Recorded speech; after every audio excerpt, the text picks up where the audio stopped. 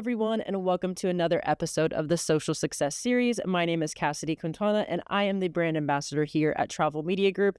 And today we have an awesome guest. I am super excited, a hospitality influencer, celebrity to me. Super excited to have the no-nonsense voice of hospitality, Mr. Scott Eddy. Scott, thank you so much for joining me. Thanks so much for having me, man.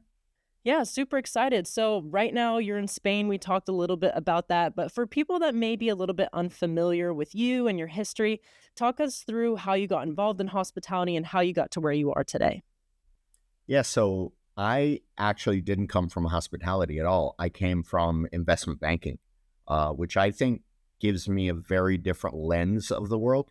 So I look at hospitality through psychology, positioning, ROI, branding, human behavior before I even look at aesthetics, which actually means nothing.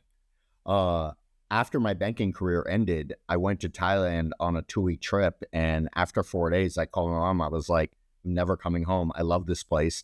And I ended up living in Bangkok for 11 years.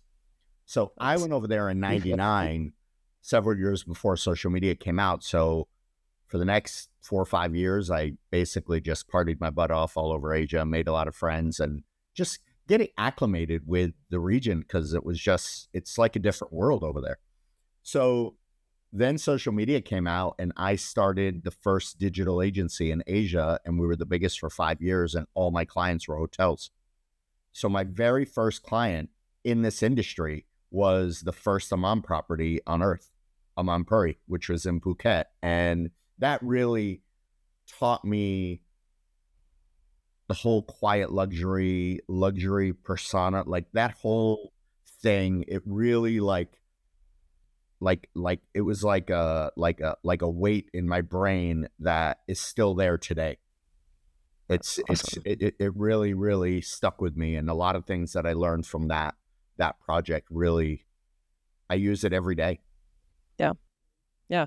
No, that's awesome. I feel like a lot of the people I talk to and we talk to here, it's kind of a similar story. Right? They fall into hospitality. They don't realize, and it happened to me too. Like I was working just in normal social media marketing before I, Oh, really? got into hospitality, and that's kind of how it happens for a lot of people. So Yeah. you live in hotels, you're traveling constantly. A lot of people would only dream of that. I wish I could do something like that. So for you, at what point did you realize like this wasn't travel anymore, but you could kind of turn that into your brand and a business for yourself? So, okay. So as I was doing the agency, and again, I just hired really smart people that worked at advertising agencies and Yeah. just watched them. Um, but during that time, that's when social media first came out, and I'm very, very early on every platform. So Same. I was probably first 2,000 people on Twitter, Wow. and Twitter was it back then. So that's actually where I built my brand. And I was the first American expat in every Asian country to have 1 million followers on Twitter, which back then got me headline news, which got me speaking gigs, which got me consulting gigs. So after a while, all my business was coming through my social media. And again, this is back when there was no term influencer. There was no term personal brand. There was no, that might have been a thing, but it wasn't a thing. So eventually I just decided to sell the agency because it just made no sense to me to have a brick and mortar office paying 37 full-time employees when the clients are coming through my phone or my computer. Like it just didn't make sense. So I sold it and started traveling around. I, in total, did 11 years in Thailand, 1 year in Philippines, 1 year in Sri Lanka, 4 years in Spain, 1 year in Portugal, and 1 year in London. And then I came back to the US in 2015, thereabouts. And that is when I literally blew up, because that is when real budgets were starting to be applied to social media marketing. Right. And I was approached by a PR agency as soon as I came back to be the travel host for the first for the first travel show that was going to be on Lifetime. And it was like an Anthony Bourdain type show. It was called Video Globetrotter. So that, solidified me in the US. Then I just started doing just huge campaigns with F1, with Air New Zealand, with like all these big brands. I was a brand ambassador for Lexus for 2 years. I mean, it was very, very cool. But before I came back to the States, when I was in Europe, I was just looking at like what was going to happen when I went back to the States. And I was like, well, I don't want to get a lease and like have like a normal life. I haven't had a Right. life for a very long time. So I ended up selling everything that I owned while I was in Europe. And even now, so I was born in Michigan, but I grew up in Fort Lauderdale since I was little. I used to only have a storage unit in South Florida. So I use South Florida as a base in between all my trips, but I'm there 2, 3 days. Like I was just there this past weekend. I went to F1 and then I came to Europe right away. That's Um, awesome. yeah. So, yeah, I mean, it just happened. When did it happen? Who knows? But I've been in the trenches of hospitality marketing for 17 years since day one of social media. Not that we were doing social media strategies on day one. Back then, it was like websites and SEO and graphic design. Remember when people paid for that? Yeah. So the services side is very, very different now. But it's fun. And hospitality, like it's the greatest people in the world. I couldn't agree more. I mean, how could you not be happy with being able to travel to all these places and meet new people and stay in different hotels? And you've experienced, a wide range of different hotels. So when you think back of all these places you've stayed at, for you, what makes a memorable stay versus one that's kind of forgettable? And I've had both. Yeah.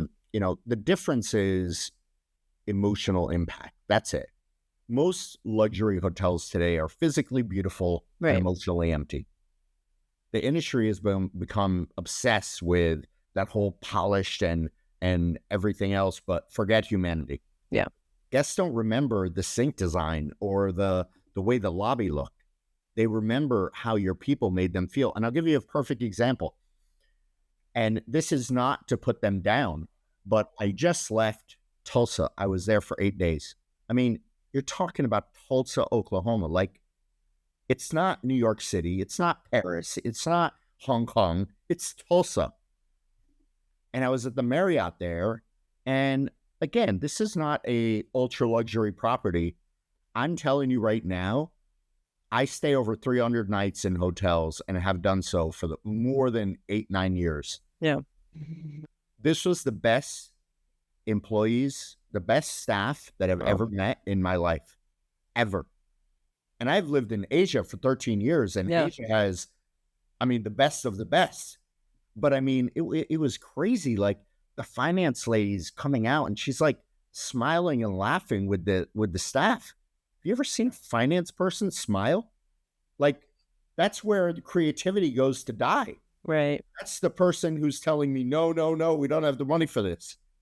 Like it was unbelievable. Every day I was just like pinching myself. I'm like, is this real?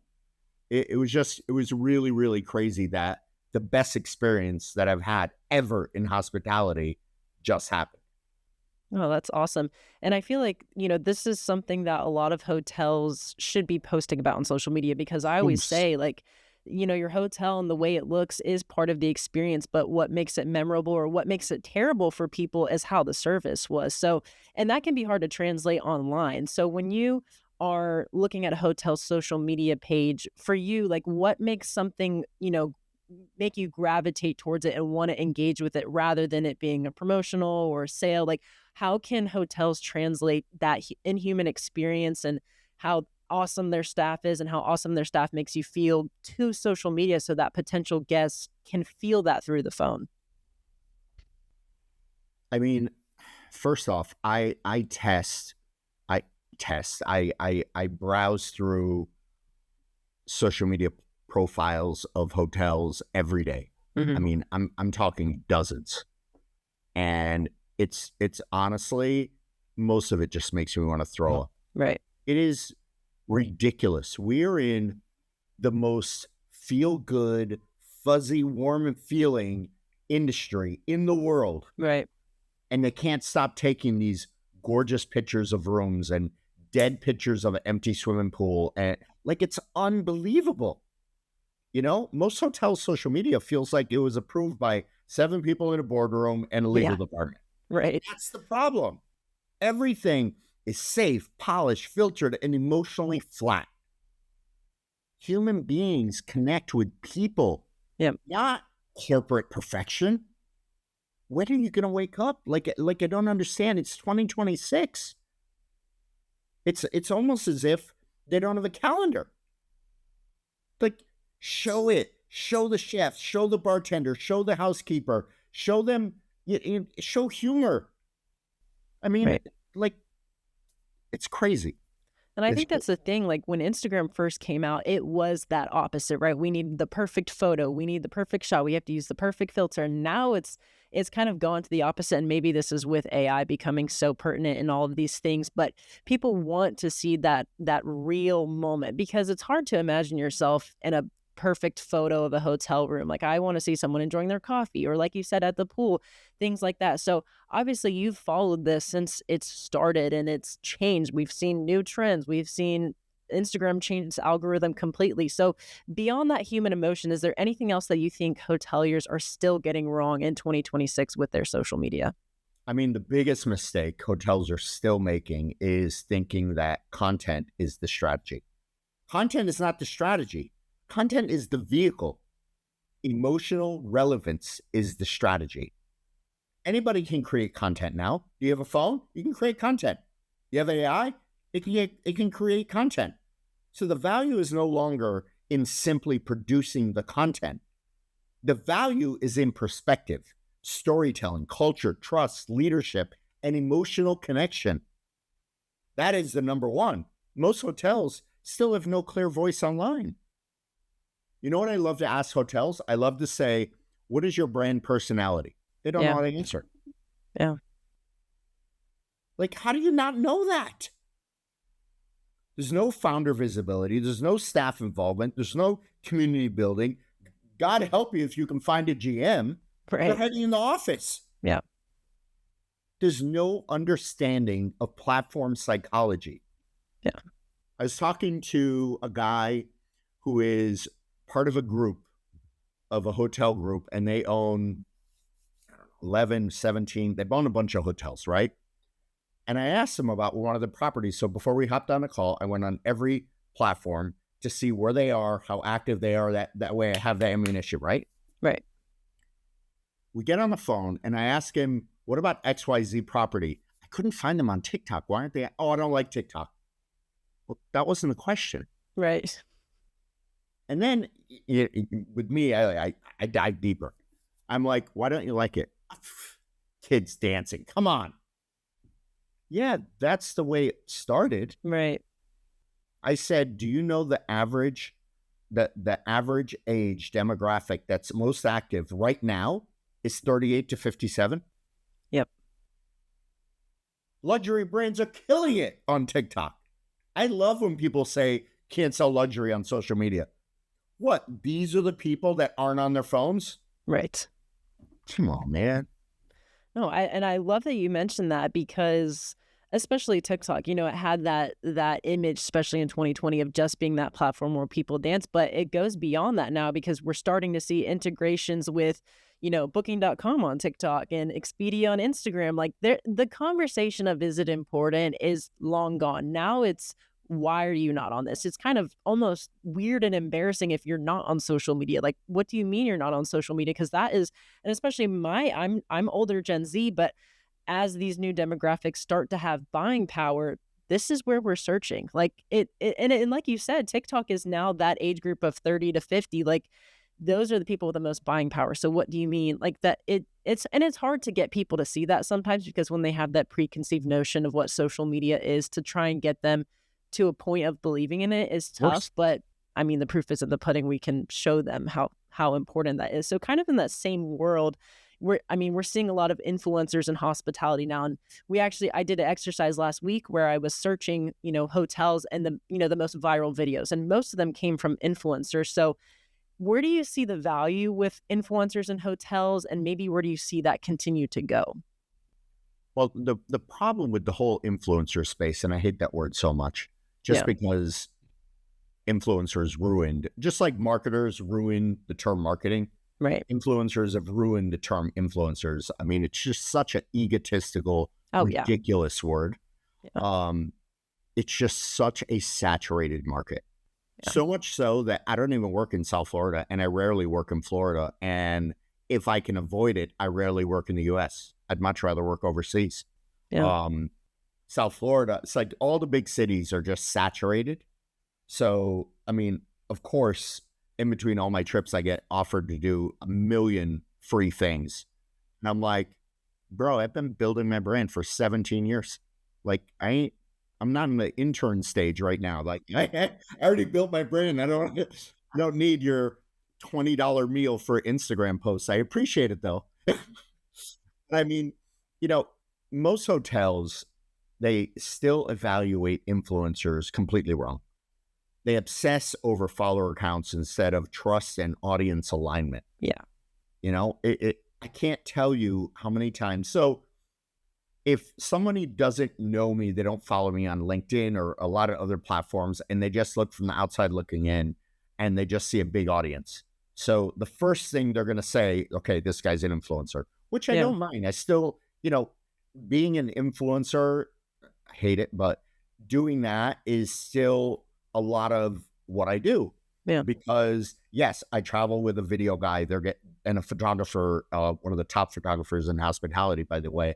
And they both arrive here on Friday, and we're going on a cruise. So I do travel with a video guy, and we do long form storytelling. We do a lot of things, and we do complete photo shoots and this and that. But they always want my distribution. So, like, I would never run away from that because I have a very good audience. I'm deep in the wine world. I'm deep in the finance world. I mean, my audience spends. So I know creators with massive audiences that couldn't drive a book in if their life depended on it. Meanwhile, smaller niche creators with strong trust absolutely crush it because their audience actually listens to them. Listen, it's the micro influencers that are killing it right now. Their engagement rates are in the teens.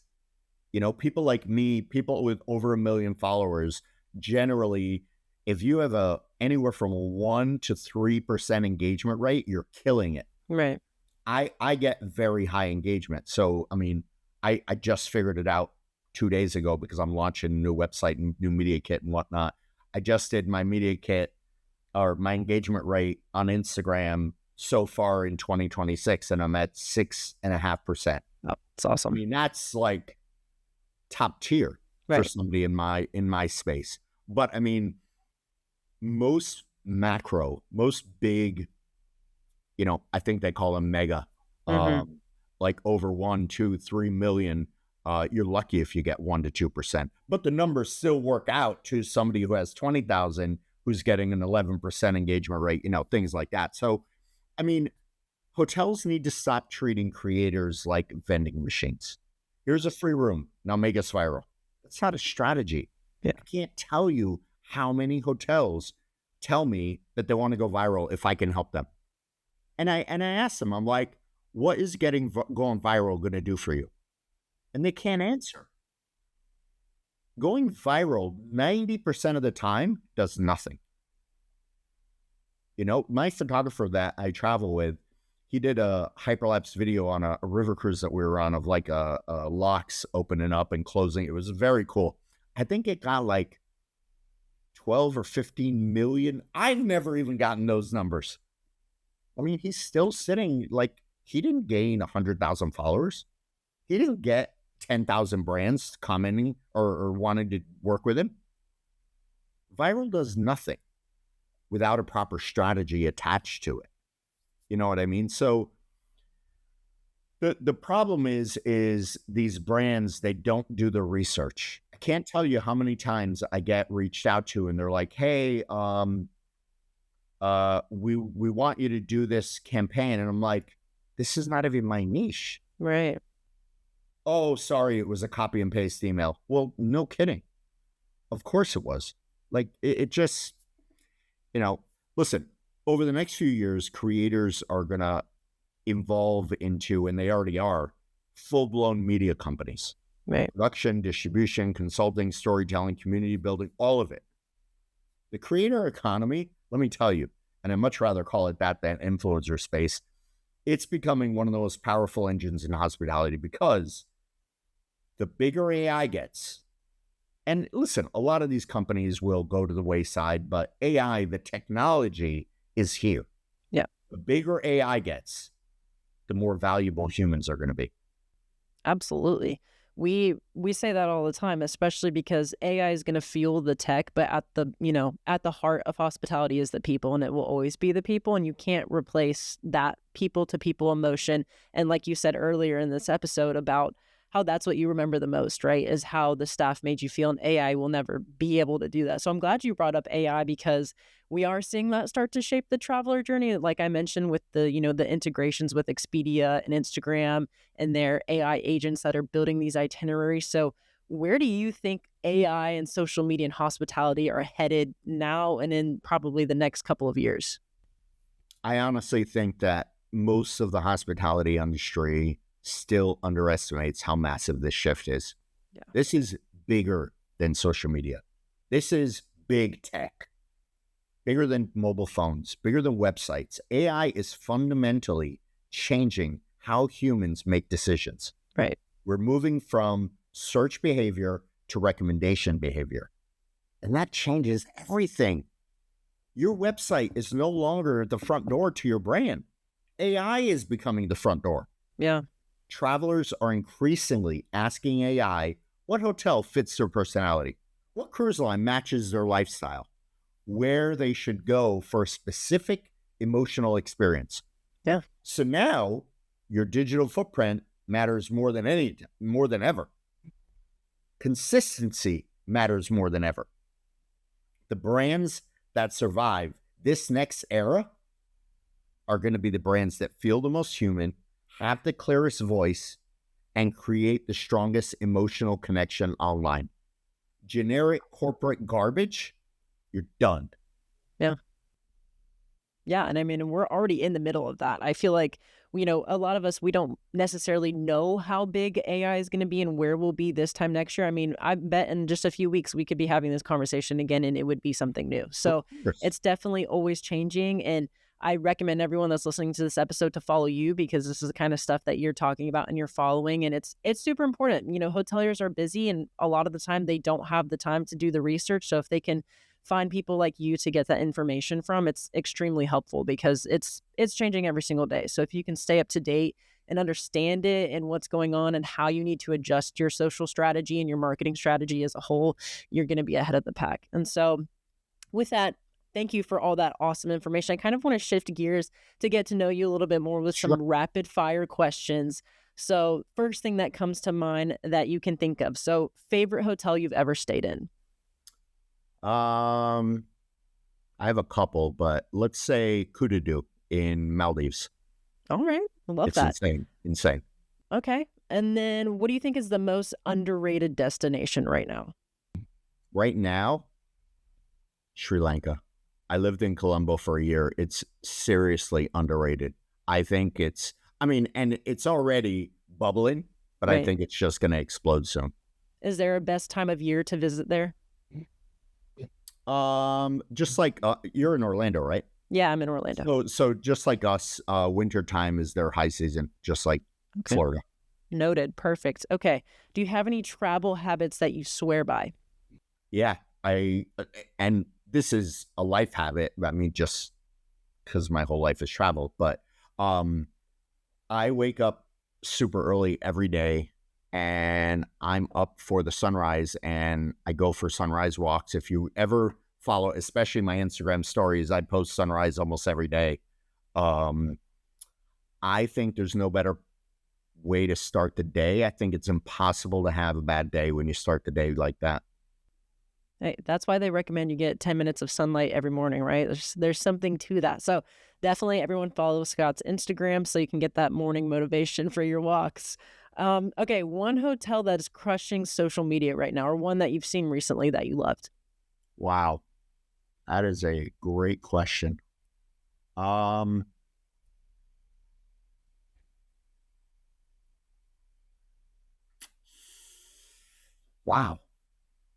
that's a good question. You can tell I didn't really go over your notes. Okay, that's okay. I never do because that's when you get the raw answers, Right, exactly. And then you overthink it. So let's go back to that. Let me think about that for a couple minutes. Okay, perfect. Well, that was the last rapid fire question I had. Yeah. So maybe people just need to follow you and, find out Listen, later. let's talk about brands as Okay. a whole. So, like, I love fun luxury, and I guess they would call them luxury lifestyle or whatever. But I love the one hotels Okay. all over. Um, I really love. So if you really follow, I used to do a lot of work with Ritz Carlton pre-pandemic, and now they're just garbage. But Horst, the guy who co-founded it, started Capella. Capella Hotels is really cool, really fun.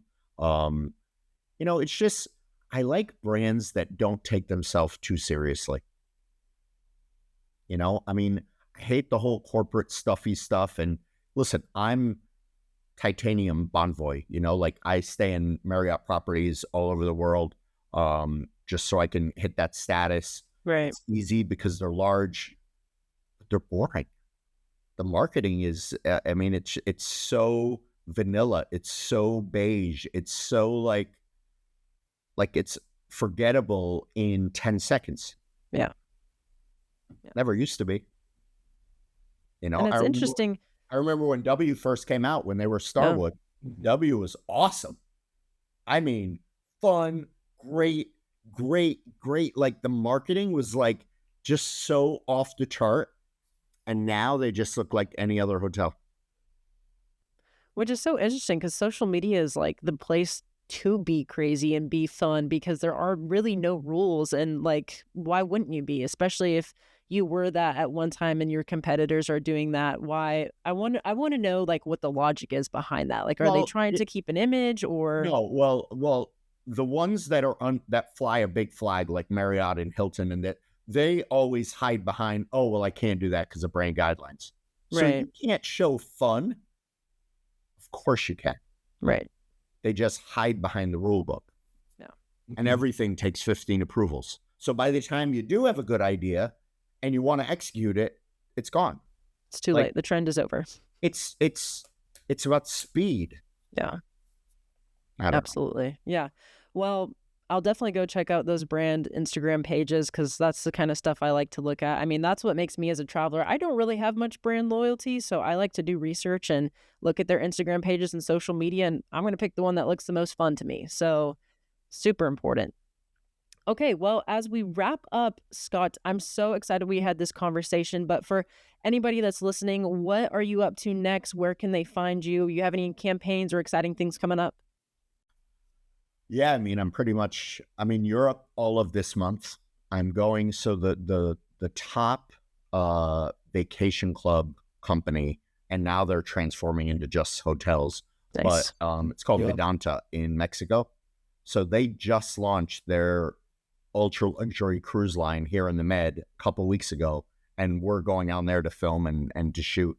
That's the cruise we're joining on Saturday. And Nice. then I'm spending the last 2 weeks this month in Rome.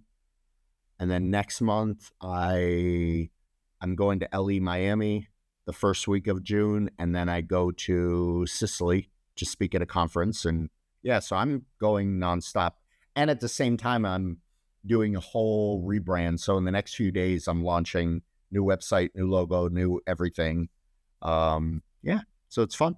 Well, perfect. By the time this episode comes out, you'll have your full rebrand. So There you when go, people baby. listen to this and There they you find go. you, you'll be ready. So I, perfect. Well, I'm excited to watch your travels, and of course, I'm connected with you on LinkedIn and love to see everything that you're up to. I'll make sure to follow your Instagram too, so I can get that morning inspiration for my sunrise walks. But thank you so much for taking a little bit of your time out of your day. I know you're super busy with travel and things going on, so I really appreciated it, and I know our listeners do. So thanks for joining me. Thanks for having me, man. All right, cool. Well, thank you everybody for listening to another episode of the Social Success Series, and we will see you next time.